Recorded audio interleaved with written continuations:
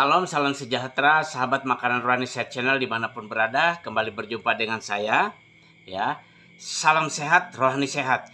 Kali ini kita akan belajar topik yang berkata sekali selamat, tetap selamat. Benarkah demikian? Bisa iya, bisa tidak. Kali ini kita belajar bagian yang pertama, judulnya keselamatan bisa hilang. Bagian yang pertama ini. Kenapa bisa hilang? Karena orang tersebut membiarkan kerohaniannya itu mengalami kematian.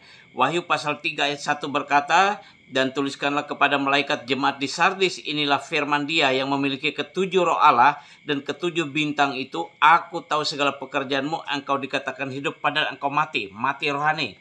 Kenapa mati rohani? Karena tidak dibawa untuk menyembah Tuhan, tidak berdoa, tidak baca firman, tidak pergi ibadah, akhirnya tidak bertumbuh imannya, tidak bertumbuh kerohaniannya, akhirnya kerohanian itu mati. Karena berbagai sebab jadi mati, dan itu bisa menyebabkan keselamatan bisa hilang. Yang kedua, orang yang percaya sudah kepada Tuhan Yesus dan sudah disebut Kristen, tetapi selalu melanggar firman Tuhan, tidak mau bertobat dengan sungguh-sungguh.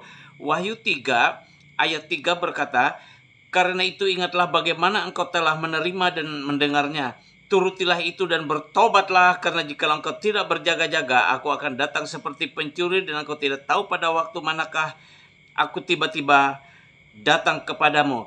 Jadi kenapa keselamatan itu bisa hilang? Karena asik hidup dalam dosa, asik melanggar firman Tuhan, tiba-tiba Tuhan Yesus datang.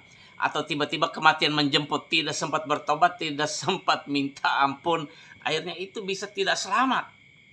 Bisa kehilangan keselamatan. Karena keselamatan itu ternyata bisa hilang, bukan berarti sekali selamat tetap selamat.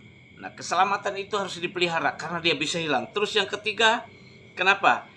Karena selalu hidup dalam segala kecemaran dunia ini, selalu hidup dalam kecemaran dunia ini. Padahal anak Tuhan, padahal orang Kristen yang sudah ditebus oleh darah Yesus, sudah percaya Yesus, tapi membiarkan hidup dalam kecemaran. Wahyu 3 ayat 4-5 saya bacakan. "Tetapi di Sardis ada beberapa orang yang tidak mencemarkan pakaiannya. Mereka akan berjalan dengan aku dalam pakaian putih, karena mereka adalah layak untuk itu.